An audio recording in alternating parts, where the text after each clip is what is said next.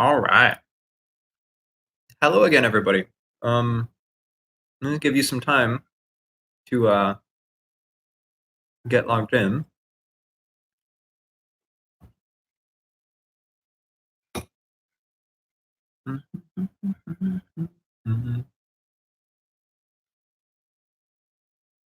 Hello, one person. Oh, hi, Haley's. Is it Haley's or Hales? As you can see, I'm eating breakfast. Audio should be picking up. Yeah. Hello.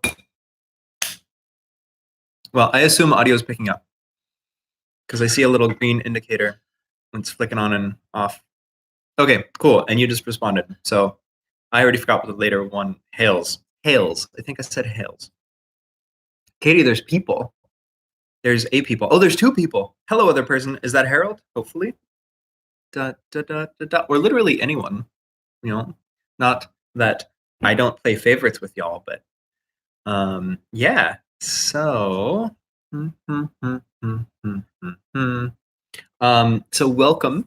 I am going to try and figure out how to share this with people. Unfortunately, I was saying in the other one that I broke my computer a little while ago, and so trying to figure out how to make it less broke didn't end up working out. But that's fine. What is this button? Hey, there it is. Okay. So things are going not quite as smoothly as they could, but that's fine. It's like being a librarian. Things are never as smooth as they could be. So this is a great experience for you to see how things in the profession go. I'm just gonna open my Twitter real quick and drop the link to the peeps. And of course, I'm not logged into my Twitter because I broke my computer. What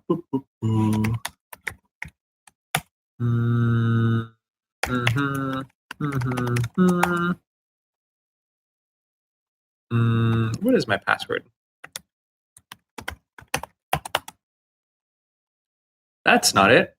Let's try that one. Hey, oh. Hello, wow, there's suddenly 5 people in here. Hello, 5 people. It me, Peter. 159523 is my Twitter login code. 159523.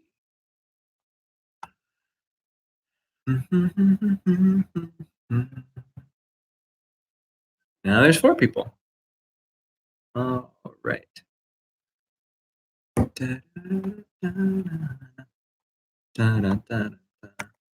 So I don't know why, but I've had the song Tell Me Lies, Tell Me Sweet Little Lies in my head this entire morning. I hope you do too. Okay. Is live. Come hang out. Ask me questions about literally anything. And watch me tweet in real time. Thrilling. Oh, no worries, Hills. Questions are fun. That yours was the employment in Canada one question mark, I think. In which case, yeah. So I moved to Canada for grad school, and I'm really glad I did for a lot of reasons. One of them is financial stability. One of them, well, the big one was when I was applying for grad schools. UBC was actually the most responsive in terms of getting back to me and making themselves and the faculty available to me for my questions.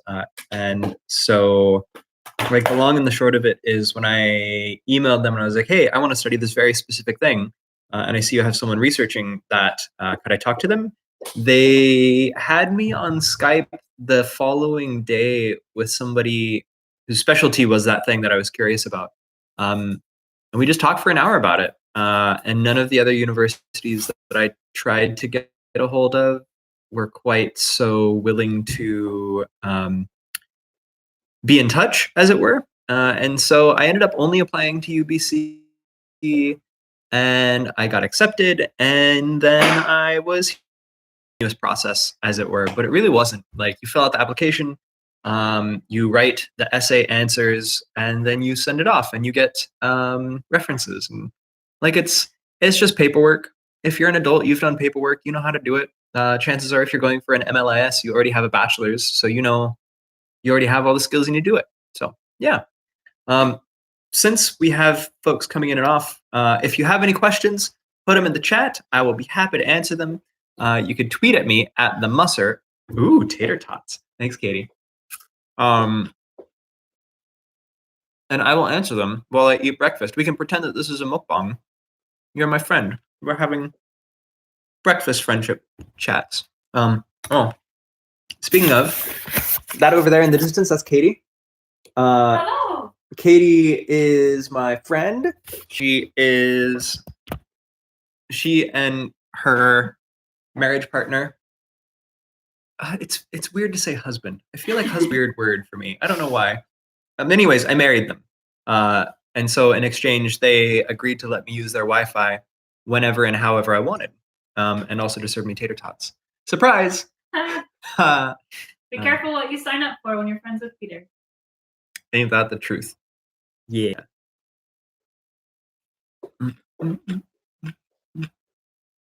So, anyways, one of the reasons I wanted to do this live stream was I get a lot of questions all the time, and I imagine some folks have lots of questions that they would like to ask. Since I've been through most of the process from applying to grad school, going through grad school, graduating from grad school, and then actually getting a job, I'd make myself available. Harold says marriage partner. My screen's doing something weird. Let me just resize it real quick and see if that makes it. Nope, that didn't help at all. Yeah, marriage partner is weird. How do I display? So right now everything on my screen is like big. Change size of items. Use these display settings. There we go. So we want to set it to 100%. And hopefully it won't make me reset. Oh, progress. Maybe. Hey, there we go.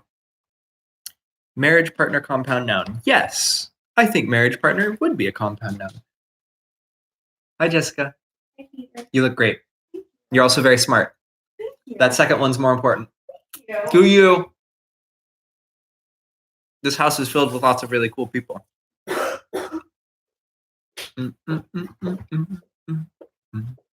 Brandon, who is the marriage partner, the husband of Katie, is out getting cat food because he's a responsible adult. Also, he has a very weird diet. I don't understand it. I made tater tots, but whatever. We just run with it.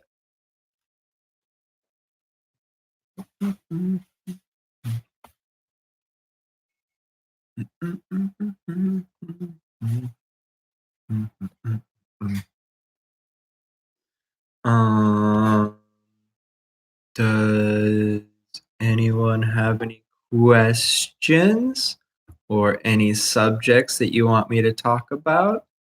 Do you need help with your homework? I can do some of those things. Oh, now Katie's on the live stream, which is just delightful. We'll turn the volume down so we don't No, it's fine. have horrible things. It's fine. Part of being on YouTube just means that I'm used to hearing myself talk all the time. Yeah, I know, right? Let's see. Hey, y'all. Live streaming. Come ask me questions and entertain me while I entertain you. So for those of you watching the live stream, I'm currently posting links to it in Facebook now. And honestly, I narrate how I function all the time. So like this is actually a pretty genuine peek into how I function as a human being. Hope you like it.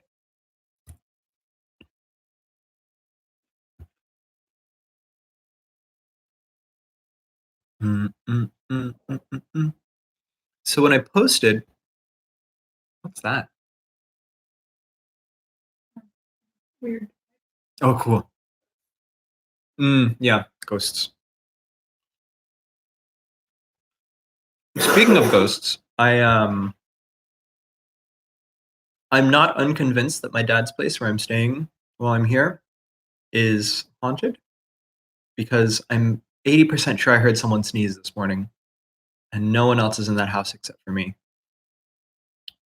So that's a little spooky, but it's fine. Ghosts are friends, not food.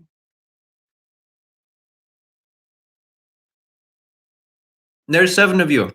Hey, everyone who's here, just like put a little note in the comments so I can see who's here because I'm curious. Or maybe my live chat just isn't updating. Maybe you all have been doing this. Yeah. You have? Mm-hmm. On mine, I see it. Participants.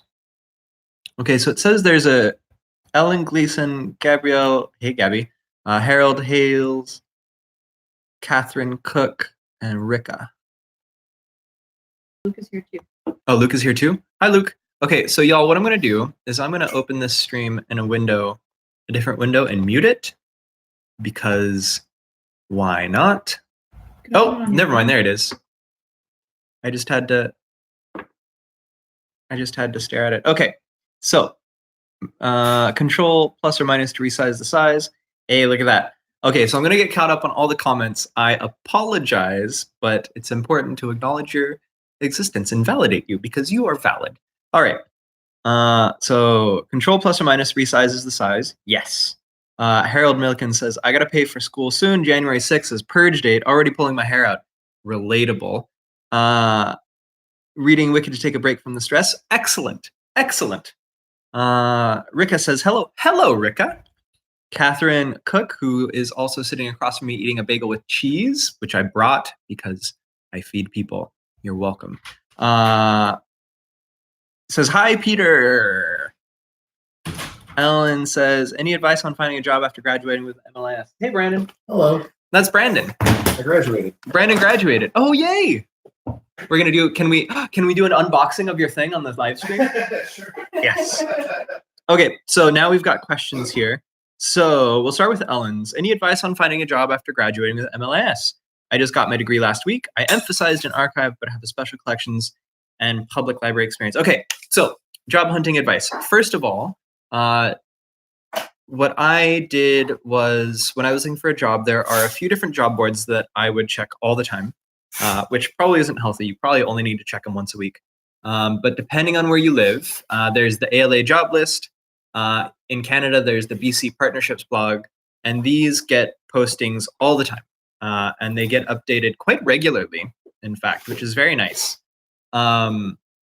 So you can look through those. And then when it comes to the actual application and hiring process, what I would say is don't apply for jobs that you feel like you're not entirely qualified for. So there are going to be a lot of postings that when you read it, you're going to be like, man, I would love to do this job, but they're looking for a person who can do this and this and this. When really what they're doing is they're writing job postings for people like the perfect ideal candidate. And honestly, 90% of the time, perfect ideal candidates don't exist. If you qualified as you or less, and they'll get the job because they applied and you didn't. So apply for everything. Yeah. This says my connection is unstable. Okay. What other advice? I would say a lot of job hunting is about who you know as much as it is how you know. When you know people in the profession, and this is what you should be focusing on when you're in school, is put yourself out there, try and find professional opportunities to like meet people who are already practitioners. The more you know and the more that they know you, the more likely they'll have something that comes up and they'll be like, oh, you know who'd be a great person for that job? Harold would be great. And then they will reach out to you. Or when you apply and they see your name, they're like, oh, Harold, I remember him from the ALA Teen Library Workshop or whatever. Name recognition is super important and super useful when it comes to hunting jobs.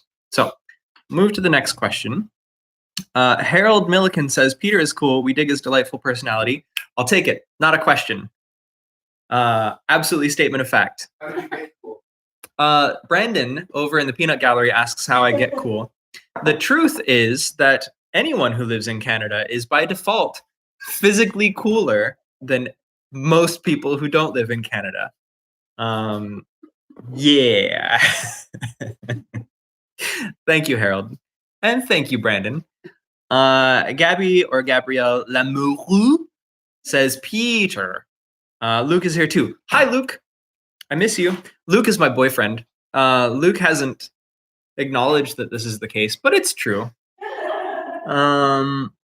Harold. Oh, and then this is probably where I started asking people to introduce themselves.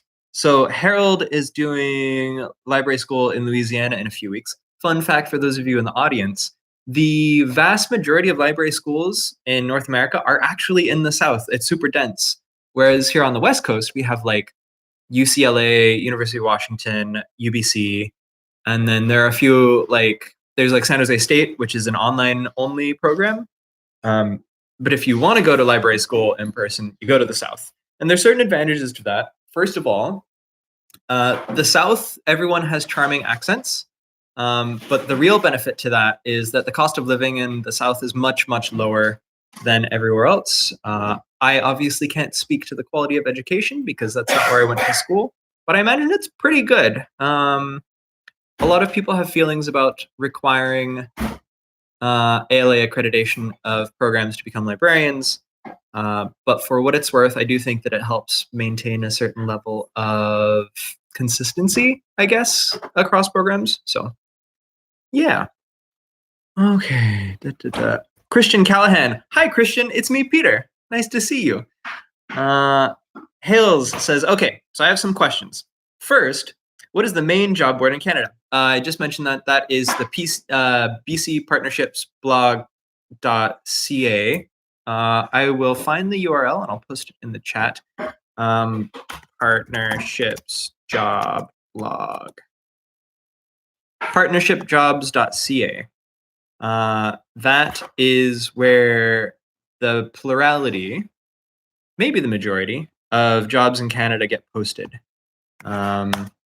Not all of them, though. My first job out of grad school did not get posted there because they didn't realize that that was a thing. So, and my first job out of library school was not at a library. So if you're more on the information science side, you'll want to go with things like Glassdoor or Indeed, and you'll have to get tricky with your keywords when you're doing searches. So look for things like information management or records management or knowledge management. All of these kind of fall under the LIS, what an LIS allows you to do, an MLIS allows you to do. Catherine Cook says, it's very good. I've already forgotten what the context of that comment was. Oh, the bagel. She was talking about the bagel. Truth is, the bagel is very good. Here in Northern California, there's a place called Flower Garden, and they make bagels.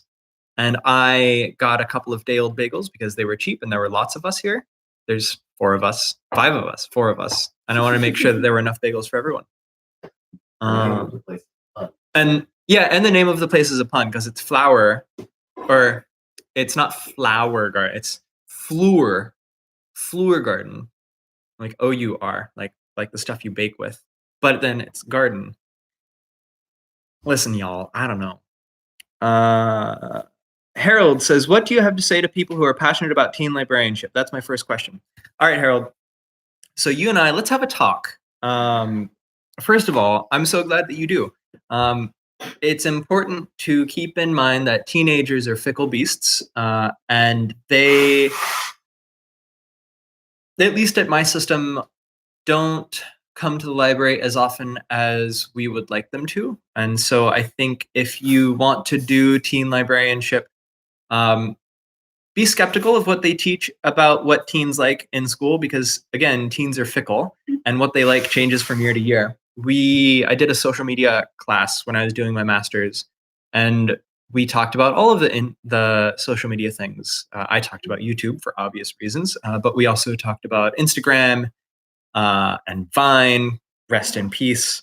Vine. But we didn't talk about Twitch. We didn't talk about Snapchat, really. We didn't talk about TikTok because TikTok wasn't a thing. Any of these things. So while those are good for historical context when you take those courses about teens, keep in mind that the information itself might not be relevant to the teens that you end up dealing with 2 years later when you actually graduate. So that's one of those things where it's very much a theory versus practice thing. It's important to understand the theory of how people use information, but the practice is often quite different. So hopefully that's helpful. But again, I'm super glad that you're going into that. We do need more men who are librarians. We do need more men of color who are librarians, more people of color generally. So Harold, if I can ever do anything for you, let me know. You can always email me. My information isn't that hard to find, but I'm here to support you. Ellen, thank you, very helpful. Oh, thank you. You're very helpful. Harold says, nice fact, and that LSU's program is online. Yeah, there's a lot of online programs for library and information science. And I think it's partly because it's hard to get a lot of maybe MLIS folks who also have PhDs in one place. Also, it helps save costs. One of the big reasons, one of the big motivators behind a lot of distance learning for the MLIS is that folks who want to become librarians already have jobs somewhere else. I'm telling this to Jessica, who's sitting across the table, because it makes it easier for me to talk more smoothly. So a lot of people become librarians after they've been working in libraries for a while, or they work at universities and they had that magic experience with a librarian. And so they don't want to give up their job, which makes sense because no one wants to be poor. We all want to be able to feed ourselves, but they also want to get the master's degree that they need to become a librarian. And that's why why a lot of people use like San Jose State, LSU, I think UNC Chapel Hill has an online program. I know Rutgers does as well. And I think that there is a time and place for that. I also think that if you can, it's important to try and get some experience in person. I got a lot of really good things from UBC because I was there in person. I got to do work learns at the university. I got to go to conferences that the university hosted. I got to, and this is really important if you want to be a university librarian, I got to interact with people in faculties that weren't my own. And if you want to be a university librarian, it's really important that you understand what university people, not just the students, but also the faculty, are doing with their lives, and what matters to them. So yeah, but again, I understand not everyone can do that. So do what you got to do to get your degree, and then find a job and network however you can.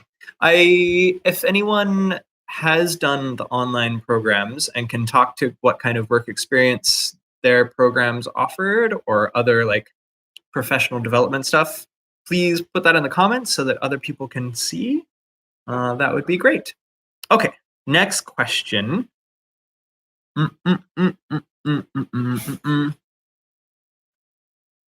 So Hale says that they are an undergrad senior and 30 years old, late to life, but want to be librarian. Oh, come on, Hales, you're exactly on time to life. I didn't start my master's until I was 29, and I didn't finish my undergrad until I was 27. And that's like statistically how most librarians end up. It's one of the side effects of requiring a master's degree to do a job is you get folks who already have their bachelor's degree and realize that they weren't satisfied with what they were doing. I can think of some people who might make great librarians. Anyways, so Harold says, fun fact, Harold is librarian in training who also has cerebral palsy. Do you have any recommended research databases?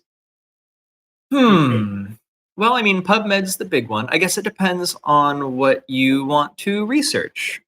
Every institution is going to have access to different databases, and all databases aren't.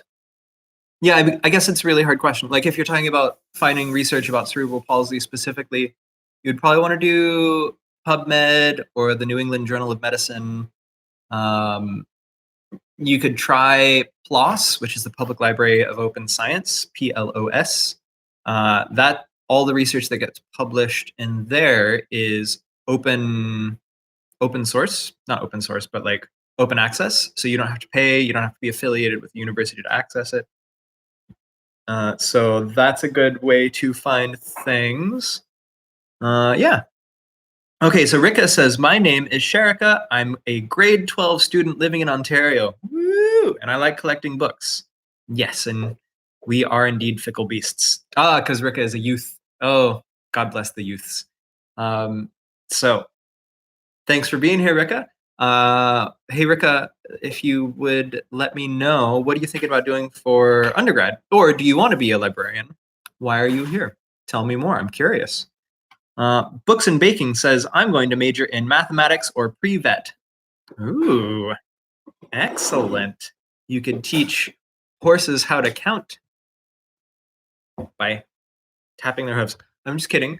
I'm sure that you're going to be able to do something most excellent with those. And I think it's important. One of the things I really like about librarianship is that you get people from a lot of different backgrounds doing the work. You get folks who come from art backgrounds, not as many people from science, which is a shame, because I think folks in the sciences need a little bit better understanding of information and how people interact with it. Because when you don't, you get folks that deny that climate change is real. And then you get continents or countries like Australia being on fire at 114 degrees, which is like 47 degrees Celsius right now. Wild. So yeah, cool. I'm glad that you're thinking about those, and I hope to see you on the field of library battle. Harold only has Instagram, dethroned face space, relatable. I actually turned off Facebook up until very recently for this trip, and I will turn it off again once I'm no longer on Facebook, because man, Facebook is such a wreck, y'all. And like, ethically speaking, it's dubious as heck. And the way it changes the way that we interface with each other and with information is also ridiculous. These are things that you'll learn about in grad school. But you don't have to wait. You can always Google it as well. Hales says, is librarianship cool with LGBT people? I'm trans and worry about the future. Relatable. I mean, I'm not trans, but I am queer. And I worry a lot about it. So you have probably noticed, since it comes up a lot, that there are various people out in the world who have started to, as far as I'm concerned, weaponize libraries against trans folks. And I think that's bullshit. I take a lot of umbrage with folks who I will not name by name because they don't deserve that kind of attention, who go to libraries and say, hey, I want to talk about like, what is gender? When really what they want to do is they want to have a platform where they can say, trans people don't exist. Trans people are made up and have something wrong. And I find all of that just complete and utter bullshit. And I really wish that the various library directors who've said, oh, I'm totally on board with this under the guise of free speech would maybe have some fucking empathy. I don't mean to swear as much, but if you saw one of my last videos, you know I was in the Navy, and sometimes it just falls out. My library system had a thing come up at our library board meeting where our chief librarian wanted to let the board know that, hey, this stuff is happening and you should know about it so that you can prepare for it because it might find its way to us.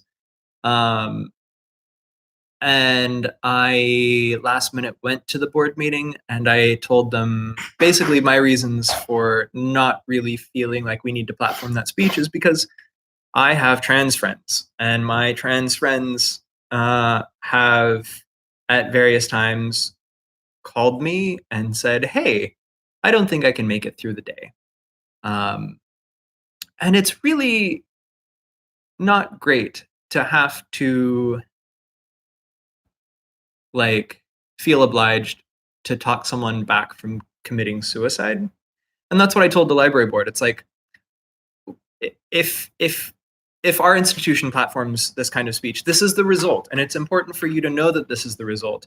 It's not just a matter of free speech. It's a matter of people's lives. And if we don't deal with that with the gravity that it deserves, we do a great disservice to a population that's already vulnerable, that already suffers from much worse public health outcomes, that are already dealing with all of these stigmas that already, smack them in the face, basically, as far as treatment from society at large goes. And so, yeah, hopefully they were receptive to that, but hopefully we won't have to deal with it. For the libraries that do have to deal with it, I wish that more people would understand basically all of the stuff that I just said. We'll see. I am an eternal optimist. I think things are going to get better, but I know that it's not necessarily a linear getting better growth kind of thing. So, long story short, I'm here for you, Hales. Let's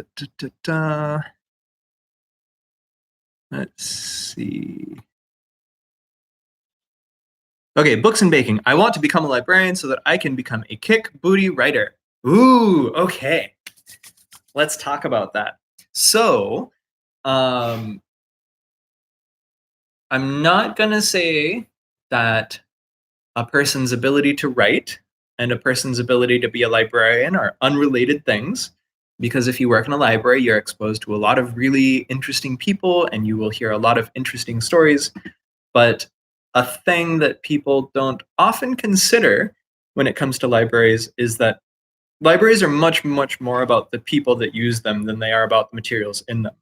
Like, as a librarian, I have a decent understanding of how information gets organized and used and how we can store it and make it useful to other people. But really, the crux of librarianship is how we serve people, much more than how we organize books. I hope you don't have any idea that you're going to have vastly more time to read while you're a librarian. Definitely won't. But you'll be around more books and that will give you more opportunities to read. And I'm not going to say that I ever game the system so that I can jump in the line for a book that I have on hold that has 40 holes on it already, because I wouldn't. That would be mean. But I certainly could if I had less moral scruples. So, you know what? Use your powers for good or evil. It's your choice. But I'm watching you.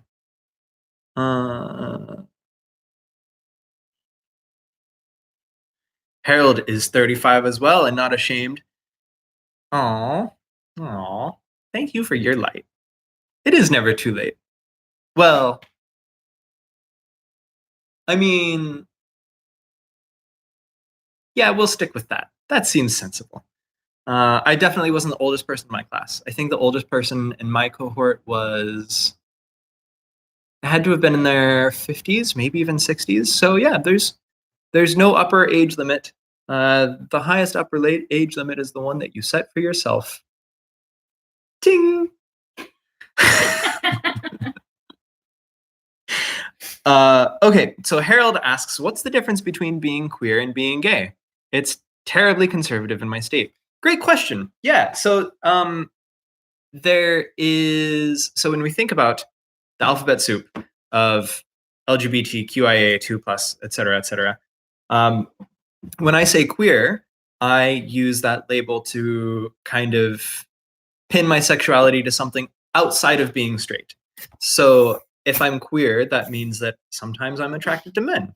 Sometimes I'm attracted to women. Sometimes I'm attracted to folks who fall outside of the gender binary. My attraction and gender aren't super good at relating to each other, which is effectively what I mean when I say that I am queer. Sometimes I identify as bi, being short for bisexual. I did for like a year identify as being pan, which is pansexual, where again it's that correlation between a person's sexual attractions or romantic attractions or both not really correlating to straightness.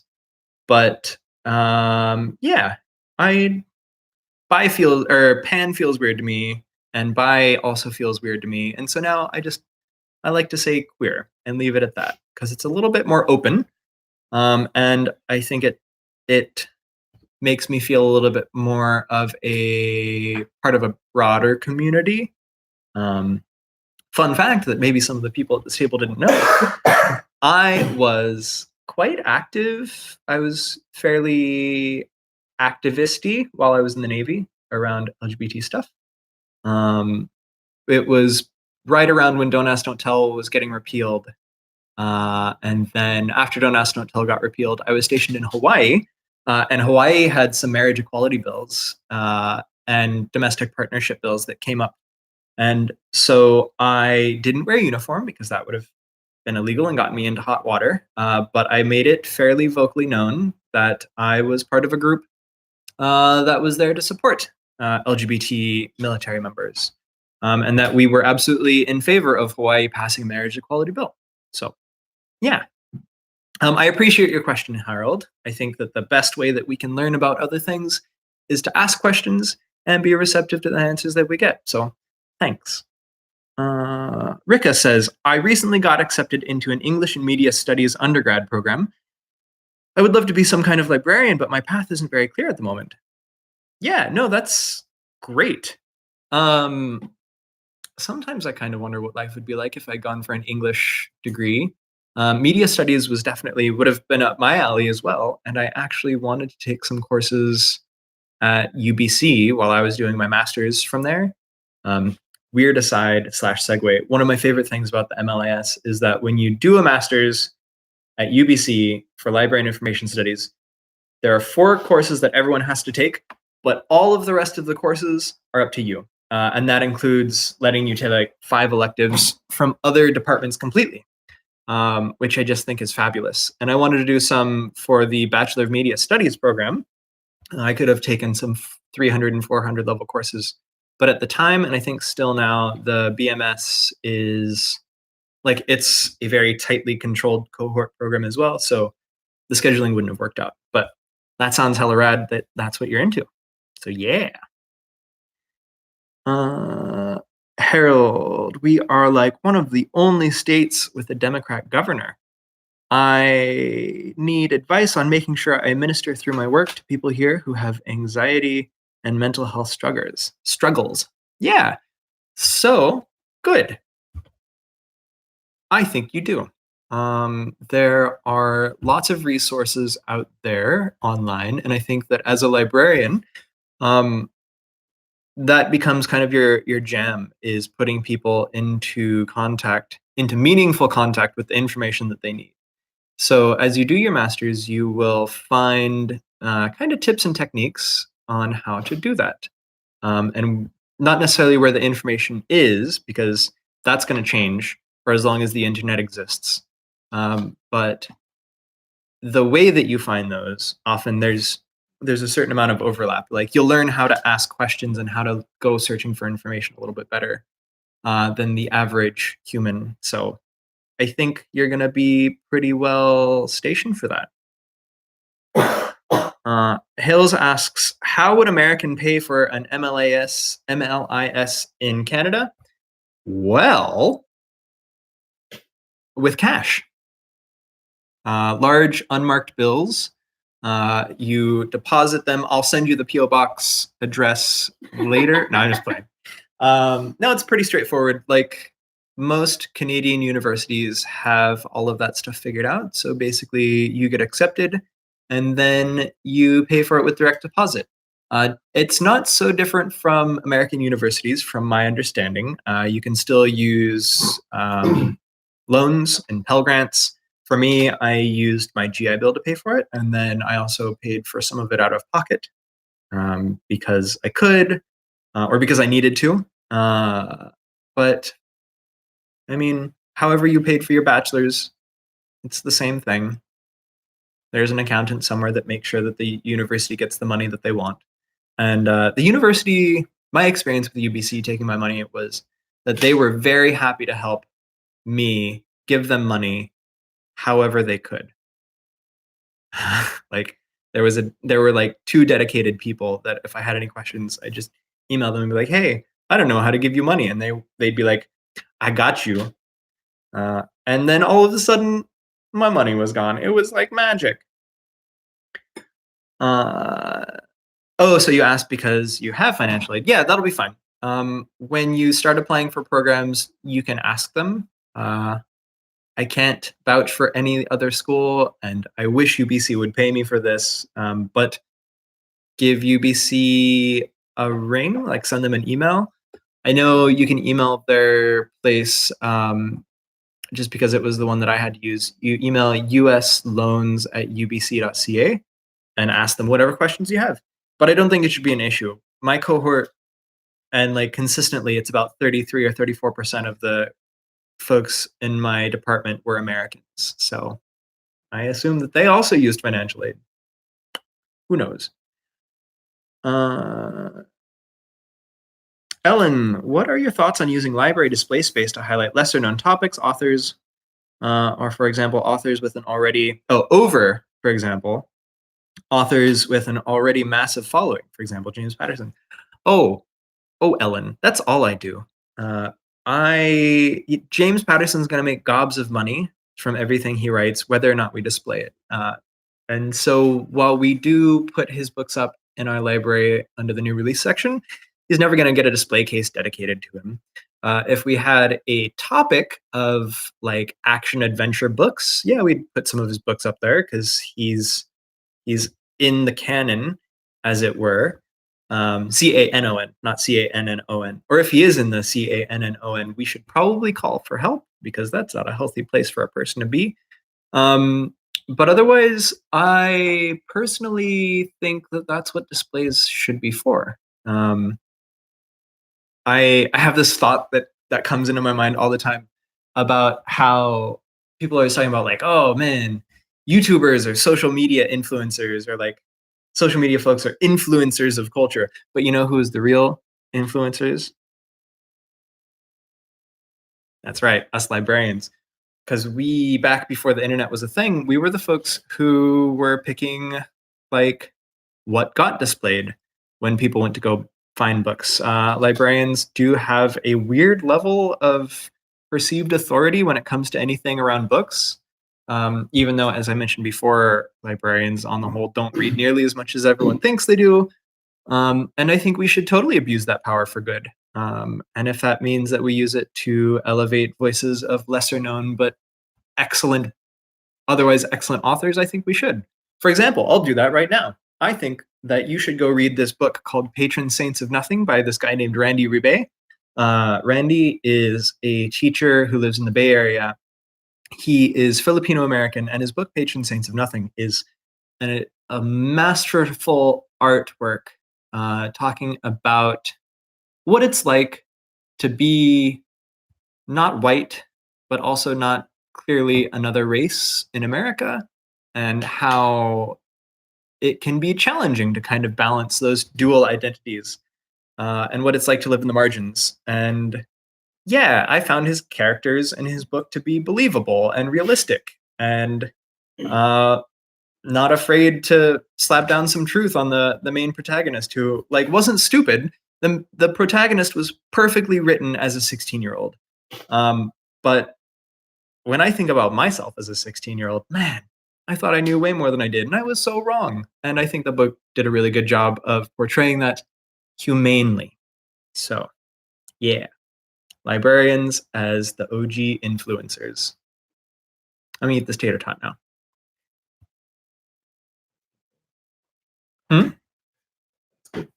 Yeah.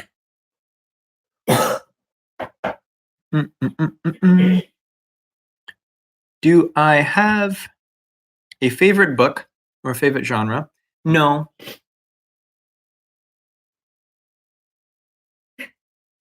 I mean, that's not true. I do.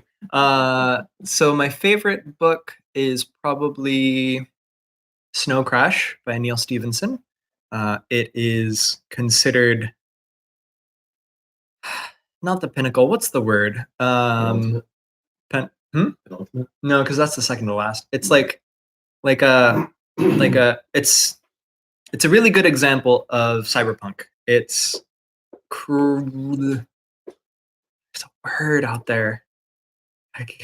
Exemplary? No, it's anyways. The important thing is that you know that cyberpunk as a genre exists. Cyberpunk is like near future science fiction. where everything's a little bit darker and grimier. A great example that you might know of would be like Blade Runner, or or what else? The one with Harrison Ford. Was that Blade Runner? That was. Yeah. Okay. So. Oh yeah. And then some other folks who are really good in the genre. Well, I don't know if they're good, but well known. Are, and of course I can't think of them, but Neil Stephenson, who's written a lot, who wrote Mona Lisa Overdrive, and anyways, I can't think of it, but you have the internet. I just gave you a book title. Go find it for yourself. The thing with Neil Stephenson, though, is that, oh boy, if you're gonna read one of his books, he doesn't know what word counts are, because I don't think he's written maybe one book that had less than 400 pages in it. Guy writes Bibles. He has a series called The Baroque Cycle that's 3 books. Each book is about 900 words. I haven't read them. I never will, which is a shame because I bet they're really good. But he also wrote another book called Seven Eves, which is excellent.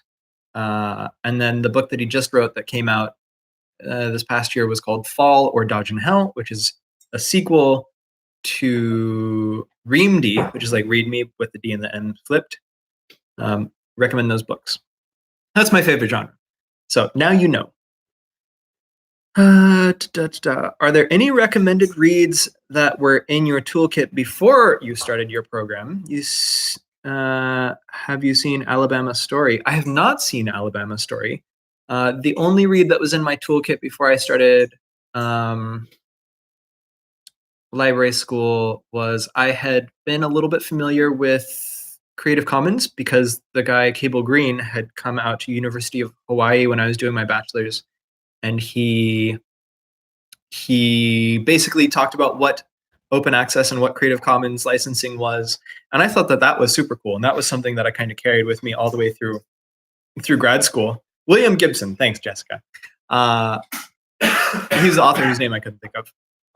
Other than that, Neil Stephenson, the sci-fi cyberpunk writer I actually mentioned a second ago, wrote this really long, like Neil Stephenson-sized essay called "In the Beginning There Was the Command Line," and that I think is a really important thing for MLAS people to read, because it talks about the unseen angles of design and how the way we design technology really impacts how we use technology. And it's really fascinating. It uses Disneyland as an example, which is a great excuse to go to Disneyland, is read that essay and then go to Disneyland and be like, oh, I'm just doing field research. But other than that, I didn't have anything going into it. Things that would have been nice to know about going into it might have been the Community-Led Libraries Toolkit. You can Google that and find it. I think it was by Calgary Public Library. No, it was Edmonton Public Library. And also Vancouver Public Library had headed it up.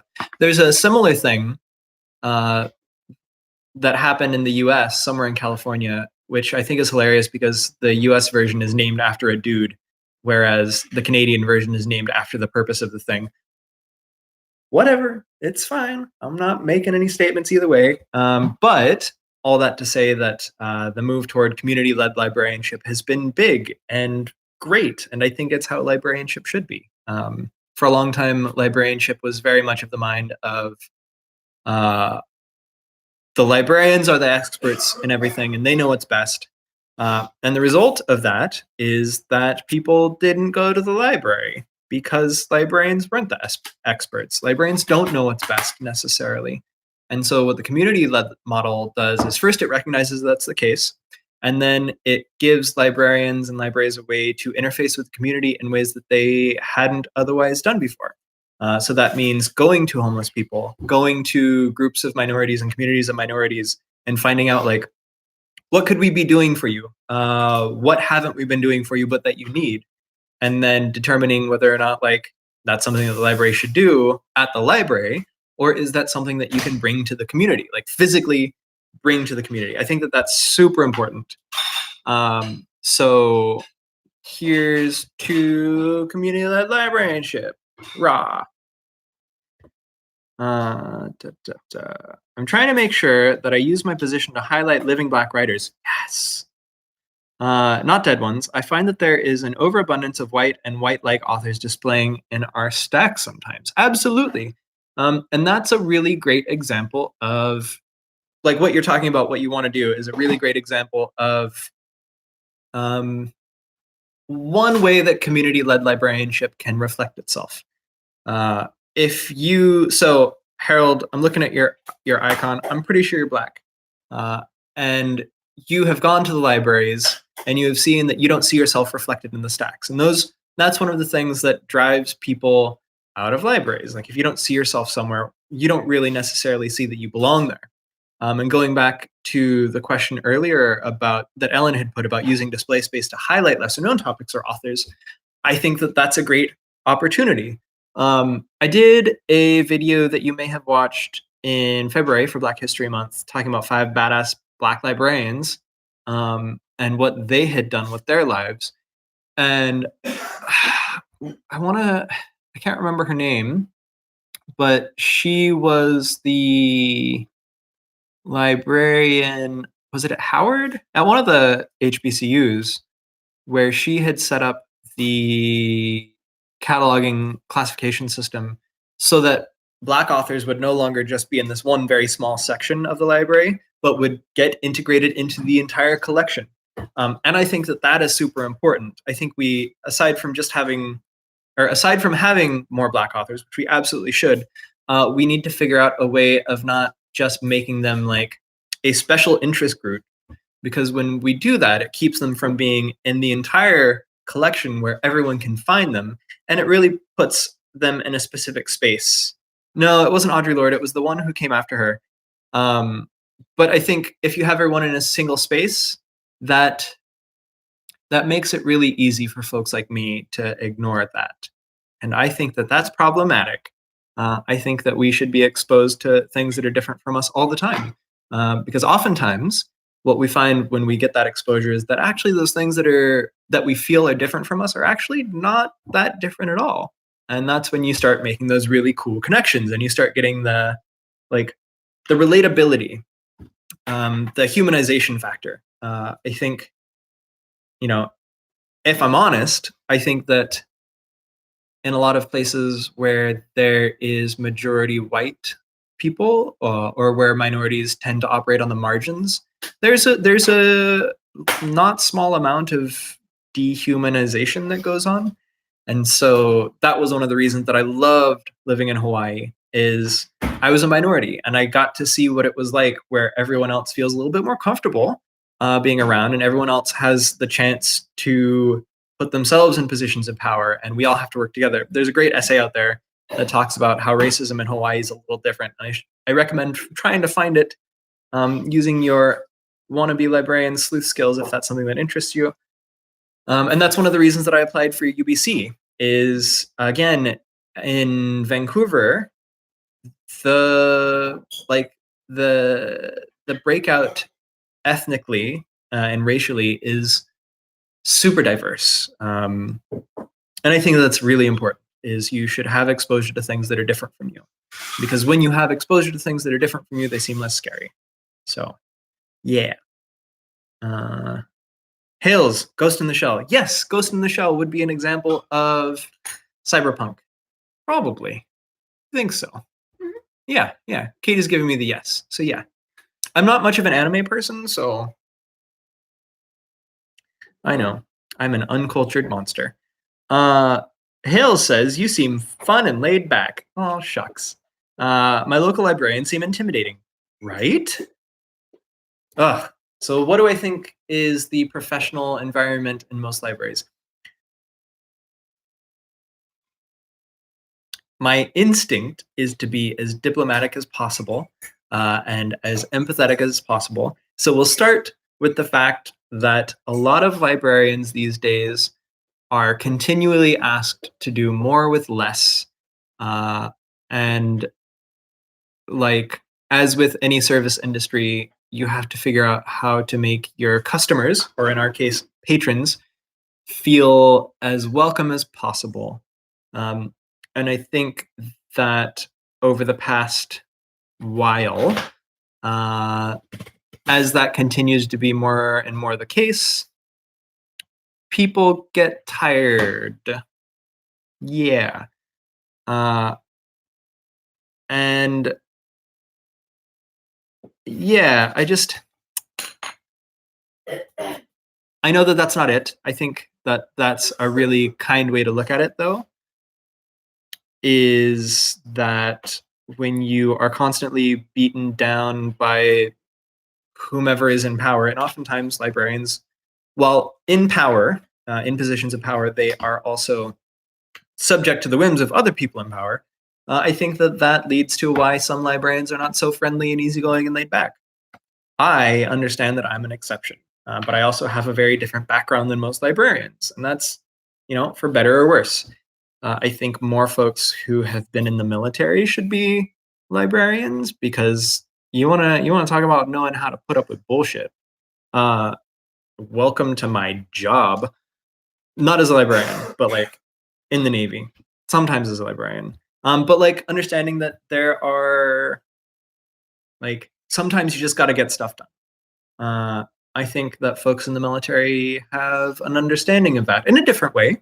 And it doesn't mean that people have to have had to have been in the military to understand things in a certain way, but I think that would be nice. But yeah, I think a lot of librarians are also seen as stricter and more intimidating than they actually are, because before becoming librarians, maybe they didn't work in public service or in a service industry. It's complicated, y'all. Like, it's complicated. We'll just leave it at that. But if you want more people like me, go become a librarian and be really nice to everyone all the time. Or if you're a librarian and you think, I don't want to be intimidating, be critical about how you interact with patrons and how people perceive you interacting with patrons. I go out of my way to make sure that whenever someone comes in, I make eye contact with them. I smile towards them to make sure that, like, I'm doing the best that I can. Because if I don't do those things, it's entirely possible that they'll see me as intimidating and they won't come and ask me a question. And then I won't be able to help them. And for me, my MO is helping people. And so not doing those things is counterproductive. So, anyways, I don't know. Run with it. Yeah, I wish I could remember a name. I would, you know what? Let me just pull up the script. Drive.google.com. Fun fact, for all of my educational videos, I have a folder where I put the scripts. A folder for scripts. And It's called a folder for scripts. It is. It starts with A so that it's alphabetically towards the top. Okay, Black librarians. Let's see. So, Dorothy B. Porter was the first American to graduate from Columbia's Library School in 1932, and she became a librarian at Howard. Ha! I was right. Where she's created with turning the Moreland Spingarn Research Center into one of the most important and well-developed collections of African American materials in the world. Yeah. So, Dorothy Porter. Okay, so I get all the time that I'm inspiring because I'm disabled. I feel a bit insulted. It's ableist and weird. And can I say anything to that? Yeah, absolutely. I think that, like, I understand why people do it. But I also totally see how it can be minimizing. Like,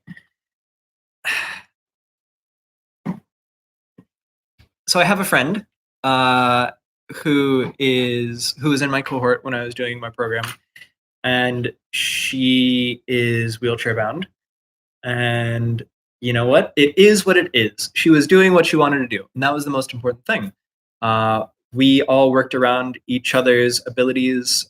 We all figured out what we could contribute when we were doing group projects, and that's how it works. I I think that you should be a librarian because I think that there's an angle of visibility that goes with that. It's the same reason that like I think it's important for me to be a librarian because people don't see guys as librarians like ever. And it's actually funny because when we're at work and it's me and another guy on the desk, it's like, wow, this is such a rarity because it doesn't happen all that often. But I think in that way, it's important to have that visibility. You will always be surprised by the folks, or I shouldn't project this onto you. I am always surprised by how many folks come up to me. Either they send me an email, or they tweet at me, or they physically come up to me and say, "Hey, I'm here because like I'm becoming a librarian because I saw you as a librarian," and that is such a weird, humbling experience. And I think that that goes for a lot of people across a lot of different sectors. So I guess that's my thoughts on it. I empathize with you, and I bet that it is exhausting to feel like you are always seen in that light of inspiring. Um, yeah. So those are my thoughts. I don't deal well with high stress situations. Is being a librarian stressful? I mean, mostly being a librarian is not stressful. I'm a librarian in the Canadian context. So for that, maybe things are a little bit easier. Not to like stereotype all Canadians as nice, but generally our working conditions are a bit better. We aren't quite as do more with less as American libraries are. But by and large, I find my work to be incredibly lovely. The most stressful things that happen on a regular basis are we have like 2 or 3 people waiting for help. But usually we're pretty good at being able to call in the back to get like another librarian to come out and help. But even then, like our patrons are so, oh, I love my patrons. They're so patient and they're so understanding. They're like, oh, no, no rush, take your time. Like, no, you don't, like you're here right now. We want to make sure that you get the service that you need and that your problems are taken care of. The less common but more stressful situations also happen. Unsurprisingly, in librarianship, because our mission is to be a resource for absolutely everyone. Occasionally, we deal with folks who are affected by mental illness. The situation that stands out in my mind is that we had a patron come in, and the patron wanted to use our computers and wanted a guest pass. And our policy is that we don't give guest passes for fairly good reasons. We will give access passes, like if you really just need the internet and you don't want to borrow books. It's slightly faster to get that card, but by and large, if you want to use the internet, you've got to register. And this is the case for most libraries. Or you have to have a piece of ID or something. And this patron didn't want to do that, and they started having possibly a psychotic breakdown directed towards me, and I wasn't really sure what to do with that because like they were standing, I was sitting, and they just kept going and going and going and going and going, and they were getting louder and louder and louder and louder and louder. And as the librarian, it was my job to deal with that. And this is a thing that we talk about in our system because we're doing a service model review. Like one of the flip sides to librarians getting paid more than the clerks or the techs is that we are the people who deal with the problems. So in that regard, being a librarian can be somewhat stressful. To deal with that, I think it's important to keep in mind that there is never a single way. There's no single right answer to deal with any problem. The important thing is that you do your best. I approach every interaction with like the compassion angle. Like people aren't being jerks because they want to be jerks. People are being jerks because they have a history. And I don't know what that history is, but for whatever reason, that history that they have makes the interaction with me just as hard as it is for me with them. And so you just do your best. So it can be stressful. But anything can be stressful. It's like driving or polishing shoes or, eating tater tots that are getting cold. Super stressful. Super stale. That's been pretty good still. A lot of salt. Mm-mm-mm. And then Alan says that in regards to library work and stress, I have social anxiety, and I found that working on the desk and answering phones has gotten less stressful with practice. It is a skill I have to practice. Yes, absolutely. And I think that it's really important to frame it that way, as a skill that you practice. Because with practice, everything gets better. I was just telling Katie earlier, because we were talking about musical instruments. So I picked up the piano recently. It was very heavy, but I'm pretty buff. Small piano. It's actually a keyboard. And by pick up, I actually mean I'm starting to learn the piano. This is why I'm not allowed to talk to people usually.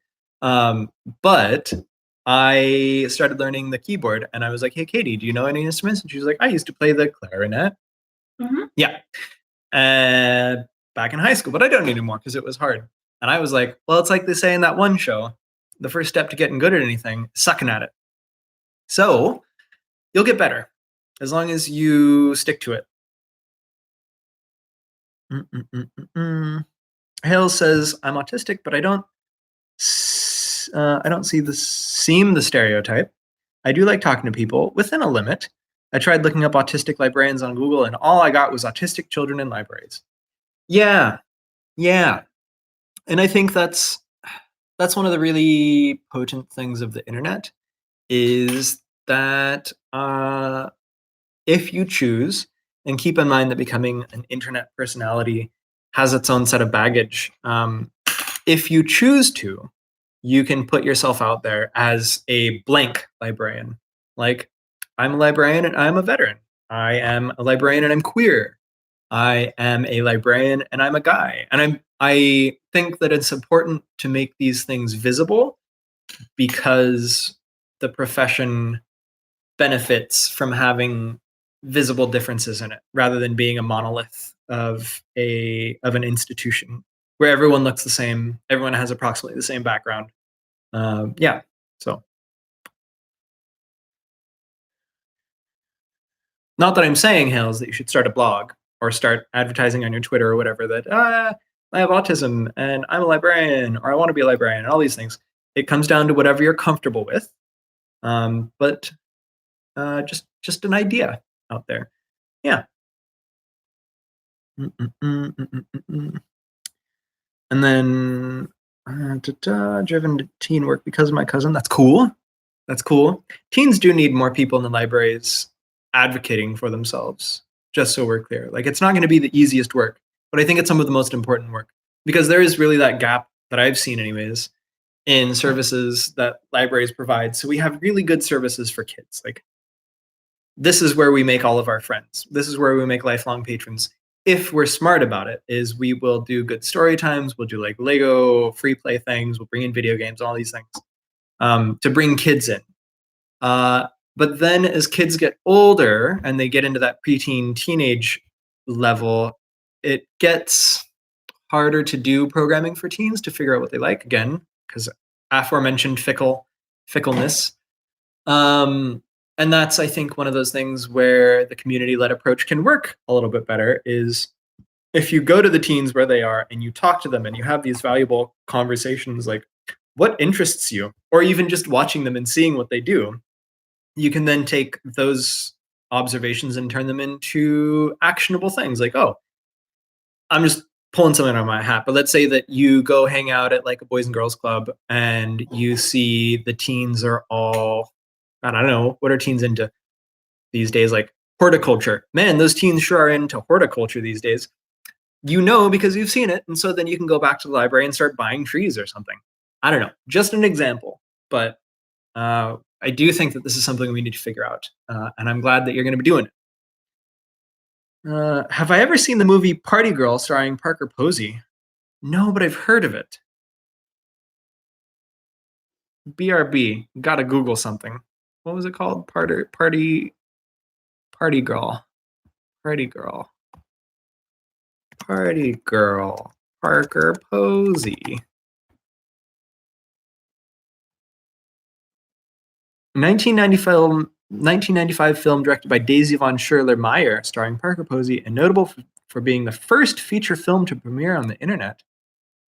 And it was rated 78% on Rotten Tomatoes. Well, I guess I'm going to go see that.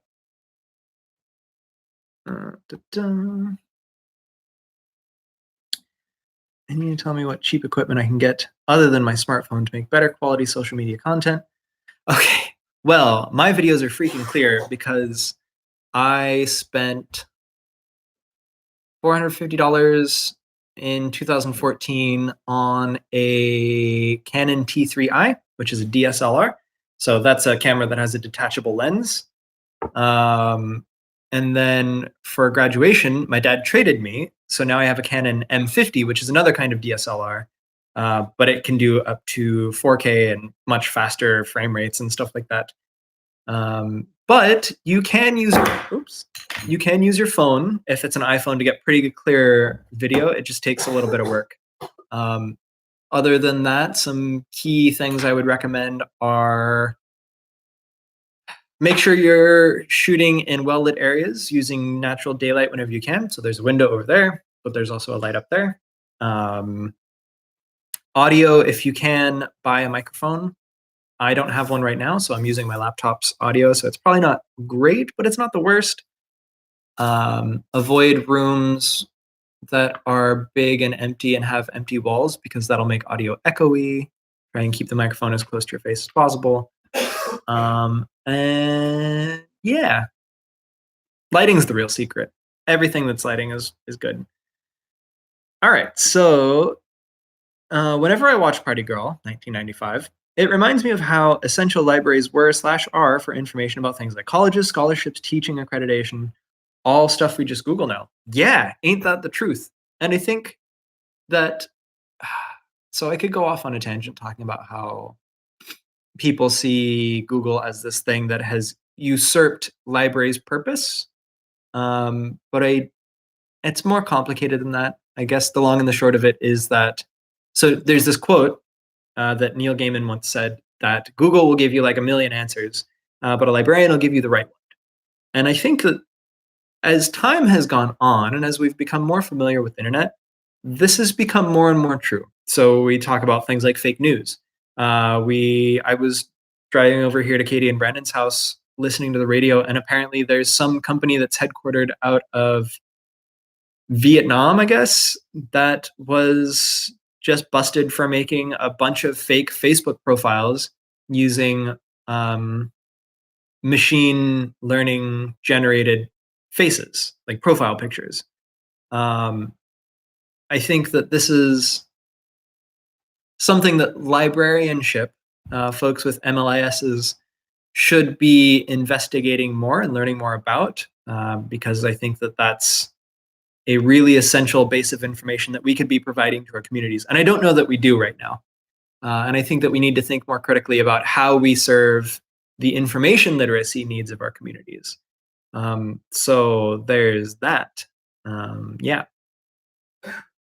But like all that said, I still Google most things. Like since I work on the reference desk, we get people calling in asking things like, hey, how many days are there going to be next year in February? And I just Google to make sure. It's like, yeah, it looks like it's going to be 29 days in February in 2020. Like, okay, thanks.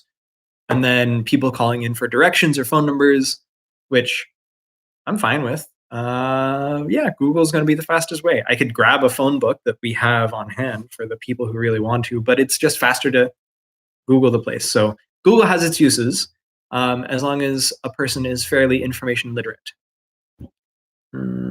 Monolith, all right. Space Odyssey. I have a blog already on WordPress. I don't have subscribers, but I cannot give it up because I love to write. As well, you should. I love writing too. And I haven't been doing it as much lately, although I started doing NaNoWriMo to try and get back into the habit of it, because academic writing, when I was doing my master's, I wrote so much and it was exhausting and I hated it. I mean, I loved it once it was done, but I hated the process of doing it. Um, and I've been trying to get back into it. So we'll see. As you may have noticed, I have not done a scripted video since February. Like, and when I say scripted, those are the ones that are like objectively educational. So like I think the last one I did was the Black History Month one. That was well researched, well rehearsed, well scripted with animations. That was scripted. I think everything since then has all been kind of off the cuff with lots of editing. So oh, now we're getting to the important comments. Harold says Peter's beard game is on fleek. Oh, you flirt. You're on fleek. I still don't entirely know what that is. I know it's a compliment, but yeah. What would I have done differently in my schooling and career regards to LIS?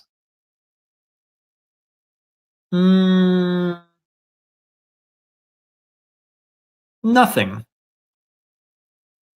Like, I think some time ago, I just stopped second guessing myself about doing things. And I think that that's important. Things have worked out well. I could have done things differently, but then where I would be right now would be different. And I really like where I'm at right now. So all things considered, I think I did pretty okay. It can be easy, I think, to get kind of bogged down into second guessing the choices that you've made. But at the end of the day, the choices you've made have already been made.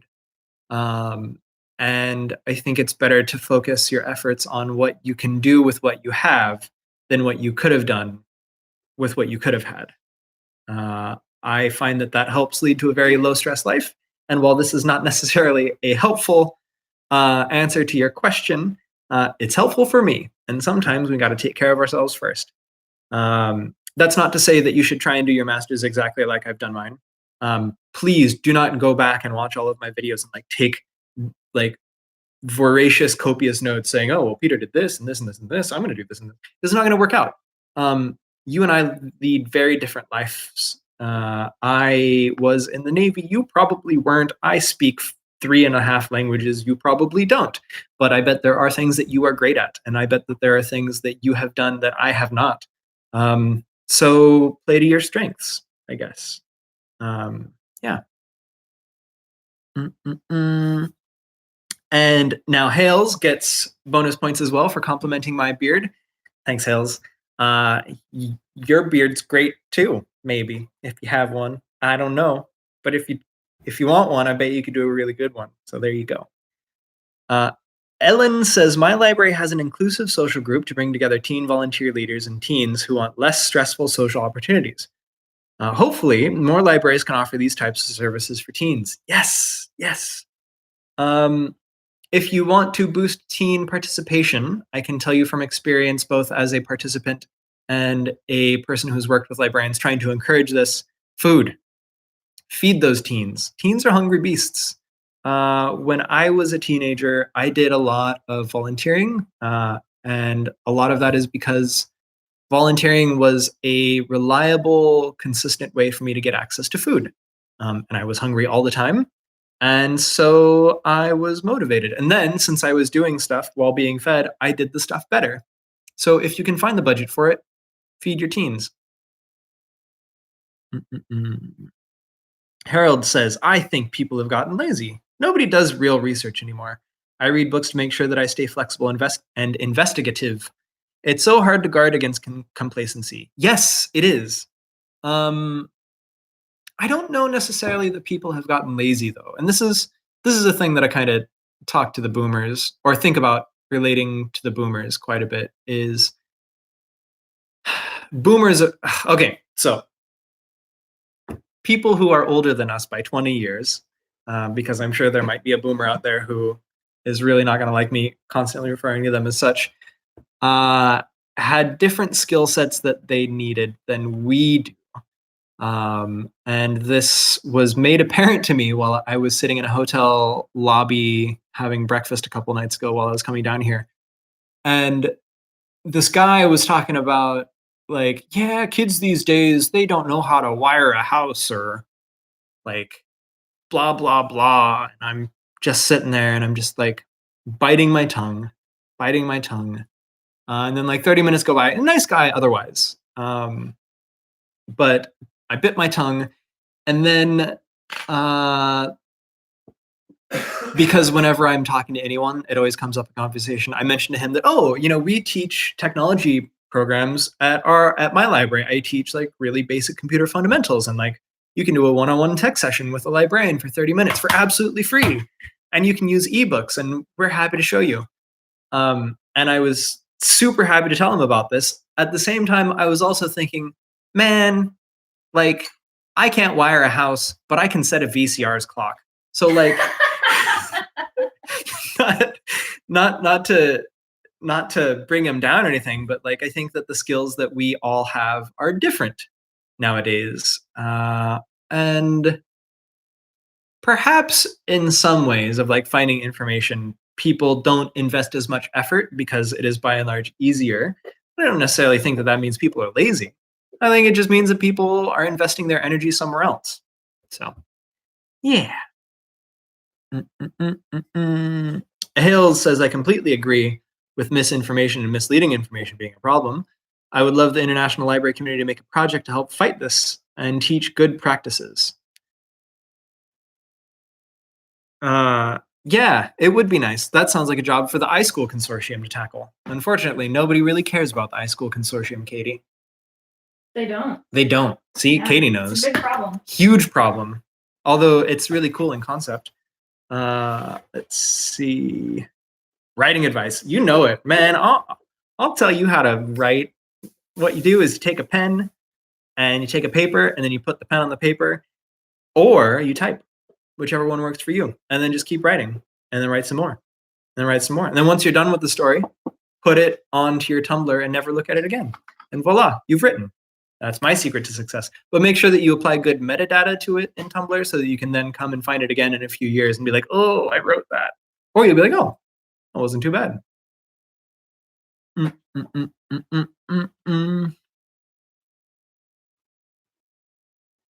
I'm glad you brought up fake news. When I was in middle school 20 years ago, we had to take a library research class. We learned what good sources were and how certain editorial pages have ideological bents. This helped me through high school and college. Yeah. And I think that we need to keep doing stuff like that. But here's one of my library hot takes that I don't usually put out there. I think that a lot of people who become librarians don't necessarily see the inherent value of this and therefore don't care. I would love to do information literacy courses in my library because I think that this is something that all libraries should emphasize, whether or not they're a public library or a university library, a high school library. We should be helping people understand how information works. Like, for all of the controversy around requiring an MLIS to be a librarian in the United States, I think that we should be dealing with the reality that we do have that MLIS, and we should be putting it to use. We, as folks with MLISs, can serve such a really important role in how our communities can gain access to a level of education that they wouldn't otherwise get. And while I understand a lot of people being resentful towards having to have an MLIS because it is a huge expense and it does do a certain amount of gatekeeping, I don't think that getting rid of the MLIS is the right answer. I think dealing with the ridiculous cost of education is a better answer. It's like, as far as I see it, it's kind of like saying, oh, well, you shouldn't have to have a hammer to be a carpenter. Let's make hammers optional because you could use a rock to hammer a nail. It's like, well, but the folks who already have the hammers are going to be well off, like better off professionally. And like hammers serve really useful purposes. So anyways, that's something else entirely. People wanted me to be a teacher, but I think hearing your story grounded my choice in libraries. Oh no. I mean, I'm so excited for you. I'm sorry. I'm really excited for you. But I always get that kind of gut clench whenever someone says, I decided to be a librarian because of you. Because, man, that's great and also very humbling. It's very humbling. I'm still a bit scared, you and me both. Apart from my job and my bestie, support to go into library science was difficult and hard to rally for a bit. No, I get it. I get it. I feel you. Again, I'm here for you, Harold. We got this. I don't want anyone that watches my videos to think that becoming a librarian is an easy thing to do. But as I read in a Star Wars or a Star Trek novel once, anything worth doing is rarely easy. And if we can't accept the popular wisdom of a Star Trek novel, what can we accept, y'all? So,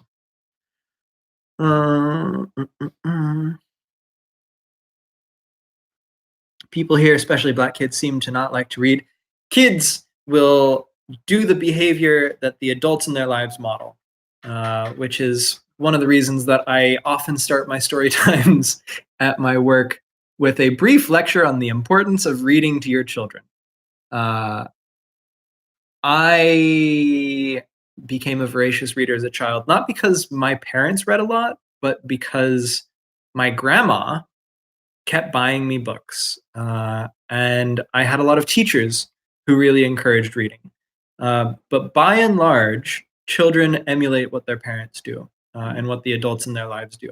So I think that's the great struggle, is trying to figure out how to get people to read to their kids more often, or making sure that kids have folks in their lives that model that good behavior. That's your job. Good luck.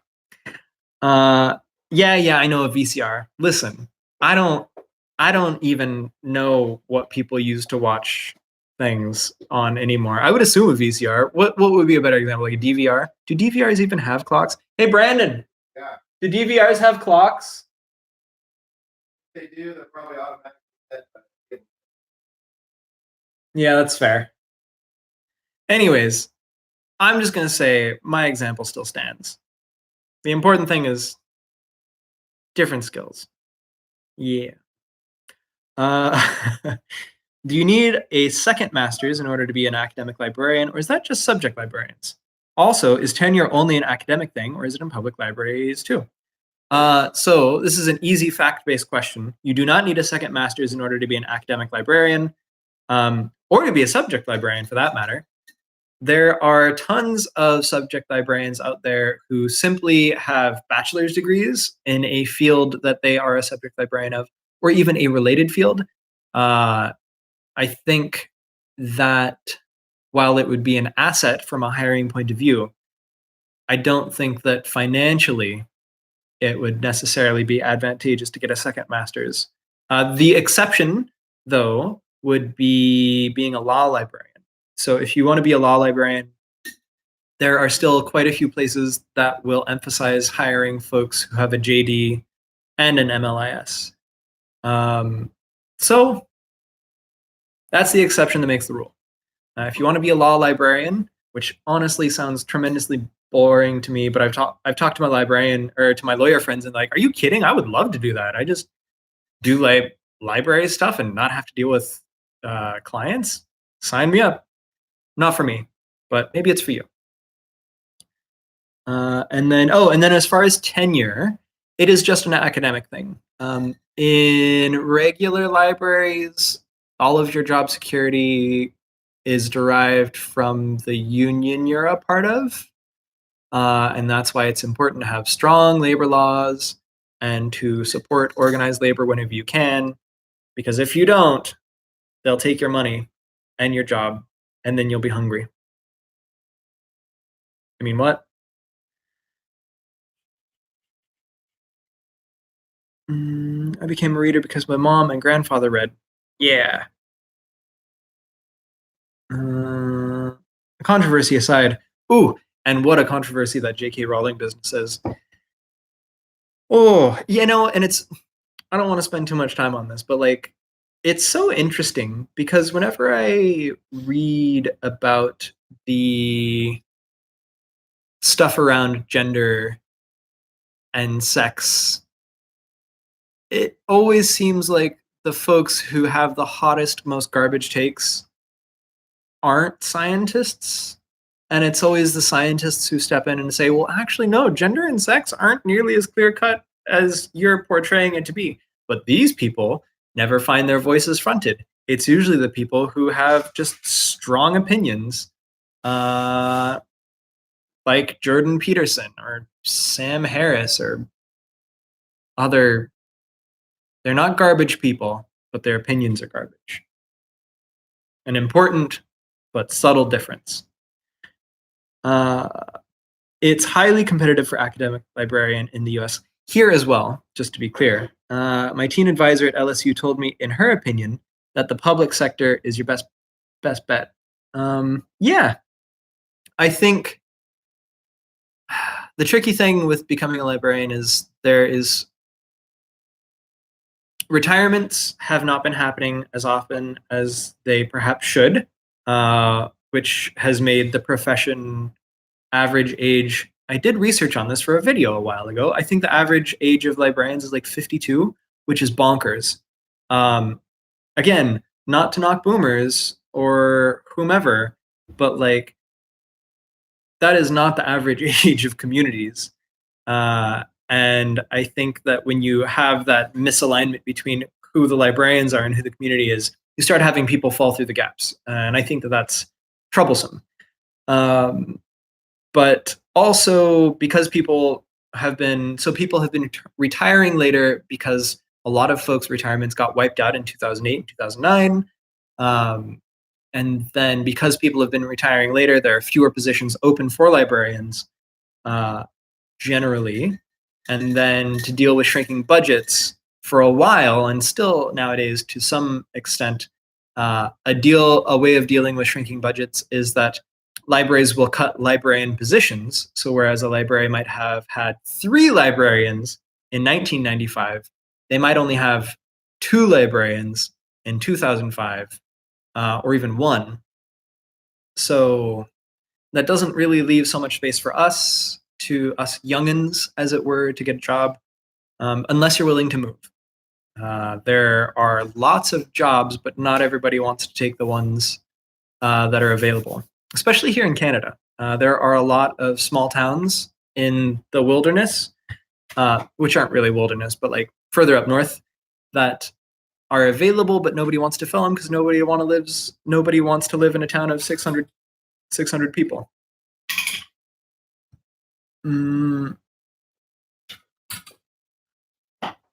I also wish you were allowed to read Harry Potter when you were younger. I didn't read Harry Potter for quite a while because of a pride thing. My niece was reading it, and I was like, I'm not going to read. Just because my niece is reading it doesn't mean it's a good book. And then I read it, and I was like, oh, shit. I didn't say that, though, because I was 12 at the time, and I didn't swear at that age.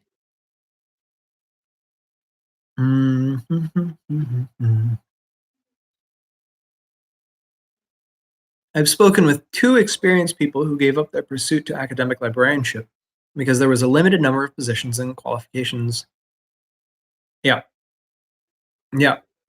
There's a position that opened up at UBC that I might apply for. I really love being a public librarian, but I don't know. We'll see. But I don't have high hopes for the position that I'm applying for because it's an academic library and competition for that is fierce because oftentimes the benefits are quite fierce as well. Quite good. Yeah. I would move if I had a public librarian position out of state, but I do hope I can stay in state. Yep. All right, y'all. So we're at like an hour and a half. Last call for questions. Thanks, y'all, for being here, by the way. This has been great. Katie's done so many watercolor ornaments. They're so good. Yeah. All right, y'all. We're going to have a little intermission so I can show you Katie's mad art skills. Look at these. These are ornaments that you'd want to put on your Christmas tree, right? We've got curbs. Is that a master ball? Uh-huh. Yeah. Is it a great ball? Is it a great ball? I think it's a great ball. I think it's a really great ball.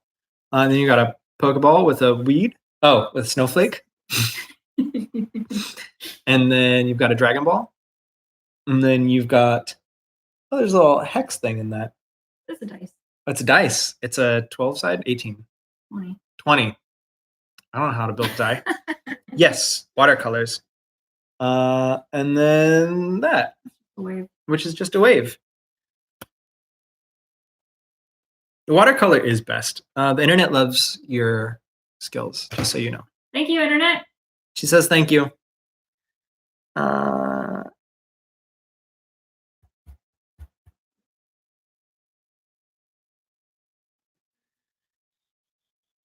I'm glad. I'm glad this has worked out for you. I mean, I could just tell you my email address. It's PMUSSER, my last name, @gmail.com. And anyone is welcome to send me emails because people often do. I actually get about 1 email a month from someone asking me questions because I have my channel, because I make myself accessible. Start a podcast. So, okay, one last question, Hales. Go ahead. And while you type that question, I'm going to answer Harold's idea of me starting a podcast. I have feelings about podcasts. I feel like the podcast market is so saturated that I don't need to add to that saturation. And it's one of those things where not only is the podcast market saturated, I already feel a little weird about doing my channel on YouTube, but I've been here for a while, so I feel less weird about it. There are a lot of folks who look like me, who sound like me, who have some overlaps with me in terms of their background that have podcasts. And I would much rather support other people who don't look like me, who do have different backgrounds than me doing podcasts, because I think it's important that we elevate those voices that are often relegated to the margins. So I'm not saying no, but I'm saying it's a lot of work. Oh, but I can do live streams more often if you want. Just let me know. Okay, so Hales says, you talk about more with less. Is there bad job security in LIS? I think it's hard to tell what job security in LIS looks like. Part of me wants to say that libraries have weathered the biggest part of the storm, and that was the Great Recession of 2008. And we came out of that fairly unscathed. Well, not really. Libraries closed. And if you're in the UK, librarians are almost non-existent in the UK these days. It's really, really scary. But in North America, I think there's a lot better job security. I think the most important thing for job security when it comes to libraries is, and this is going to sound trite, and I'm sorry, but be good at what you do. Be passionate about what you do. And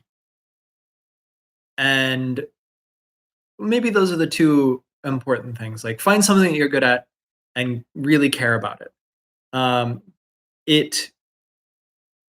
People notice when you're good at something and you care about something. Not that it's a matter of favorites, but people will prefer to work with people they get along with.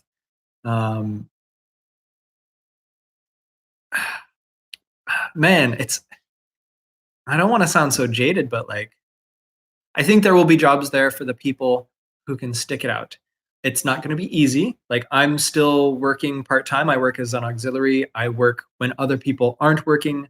Although that's been slowly changing in 2020, where I'm actually being given the option to run programming, even though I'm just an auxiliary. And then to clarify, being an auxiliary means that I only work when other people are too busy to. But yeah, realistically, it's not bad job security, but it's not great either. But if you can get a job, I think you'll be okay.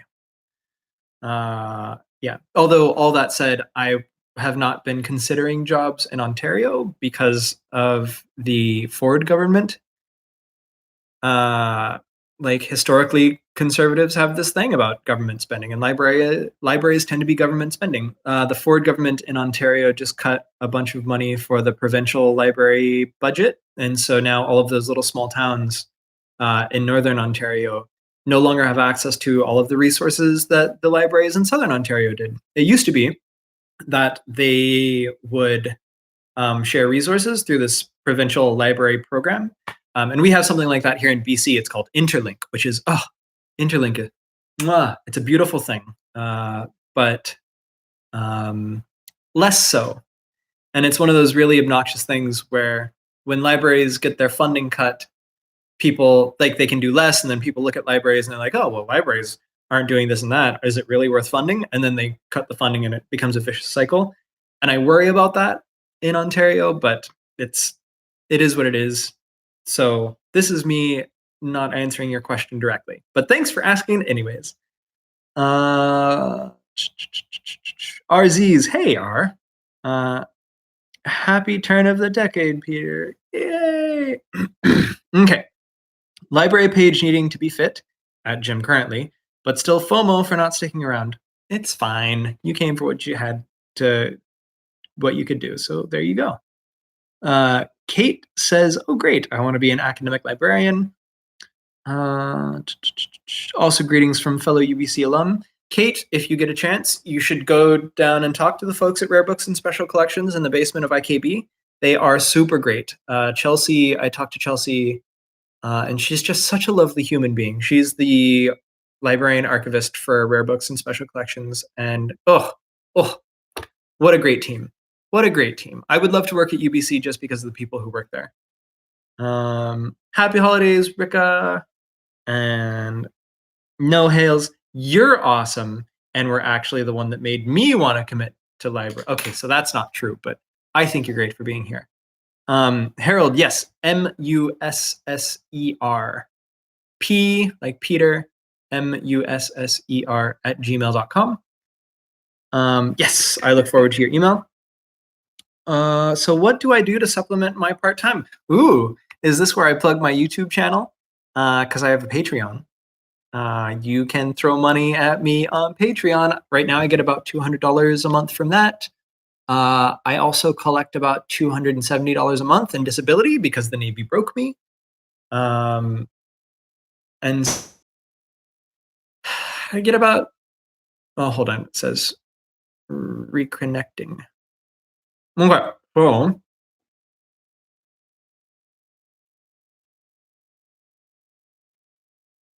I make about $3,000 a month from work because my work's pretty stable, and then I get the $500 between disability and Patreon.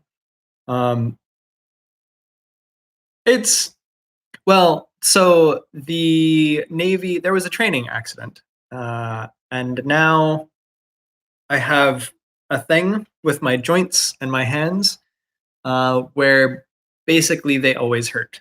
So that's my disability. Yeah.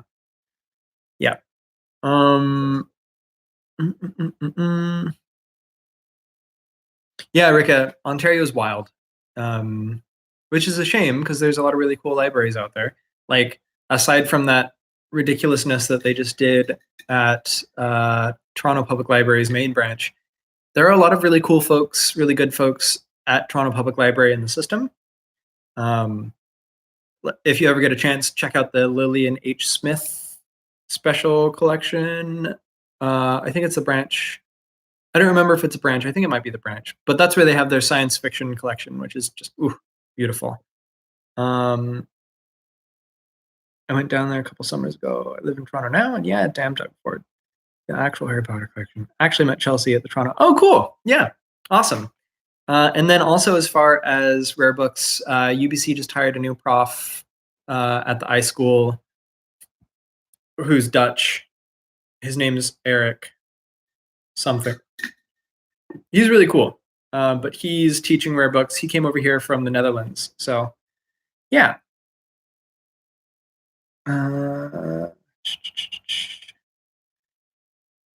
You should.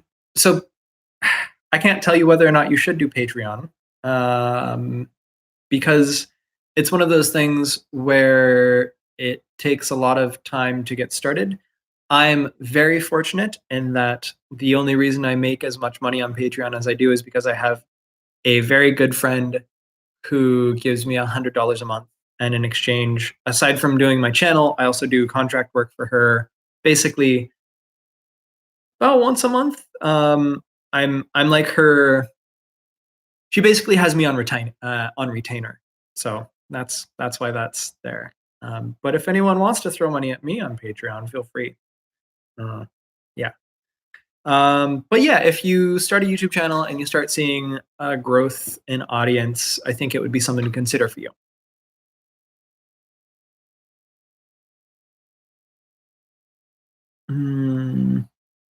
So Kate, are you saying, oh yeah, so for your Masters of Information at U of T, cool. Look into University of Toronto's program. Also look at McGill. And then I don't know though, for rare books and archives, I feel like probably your best bet would be UBC or maybe U of T. I don't know too much about U of T's programs though, so I'm not positive on that.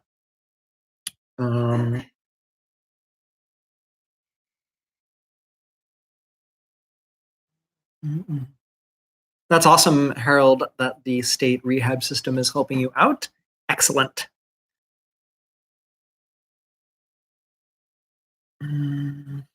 Hi, I'm an undergrad student who works at the university library, and I plan to get an MLS or MLAS after graduate. Any advice for applying for grad schools? Okay, so shop around and try and find a grad school that appeals to you, that has similar interests aligned with what you're looking for. On most university websites, most department websites, you'll find like research interests section. Look at that and see what the school has said its interests are. I went to UBC because mine said that they were interested in new media for young adults, and that's what I was interested in. And I ended up going there. I had mentioned this earlier because the school I got accepted to was super responsive before I dropped an application. Now, for the application process itself, talk to whoever you want to ask for reference letters and make sure that they're pretty good. Take time writing your essays. What I would recommend is try and give a coherent story of why you want to do what you're doing. For me, what that looked like was I worked as an intelligence analyst in the US Navy, and that showed me the importance of information and the power that information has over people's lives. And that's why I wanted to get a master's in it, because ultimately I wanted to use that power for good. And I got accepted. But I think people relate to narratives, and I think that that's a super useful thing. But otherwise, don't stress too much about it. If you get accepted, you get accepted. If you don't, you don't. What's more important is that when you're doing library school, really try and take whatever opportunities you can to get work experience, to get experience in the field, which sounds like you've already started. So yeah.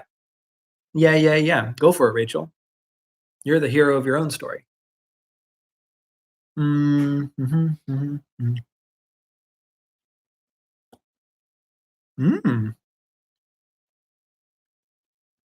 U of T has a collaborative book history program that keeps getting recommended to you. Cool. Go for it.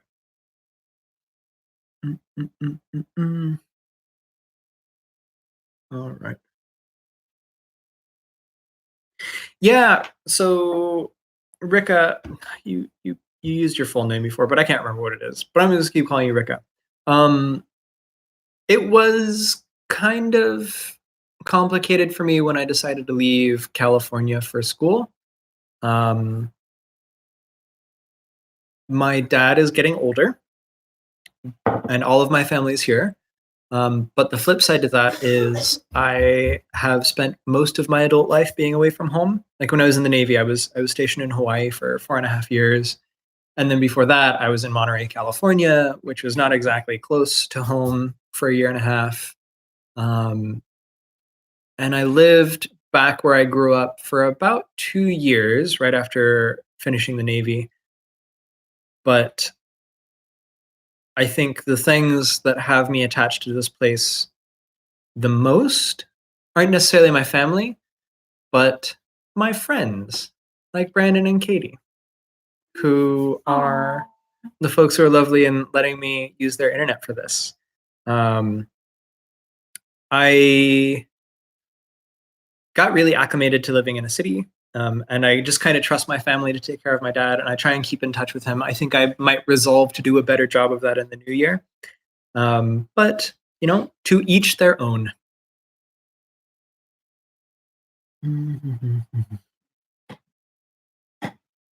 Yeah, and then Harold has an excellent advice for essays for applying as well. So check that out. Yeah, so I think we're just about done. If y'all like this, if you all thought this was useful, I'm glad. Let me know, and I will see if I can do more in the future. I was actually thinking about starting a Twitch channel and just having a reference desk channel where I just sit and I answer random questions that I find on the internet, and I eat tater tots. Because I think tater tots are really what made this work. And maybe I'll do that.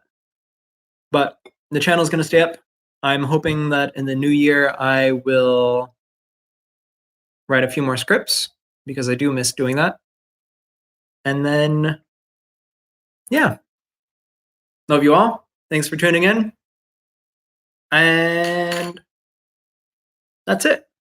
Cool. Okay. Mwah, mwah, mwah. Stay safe, stay sound, stay classy. Until next time. Thanks for watching. Oh, and don't forget to ask questions. And you're all welcome. All right. Bye. Oh, and find me on Twitter if you ever have questions that should be like, you should know this already, but I'm the easiest person to get a hold of. So find me on Twitter. Bye, y'all.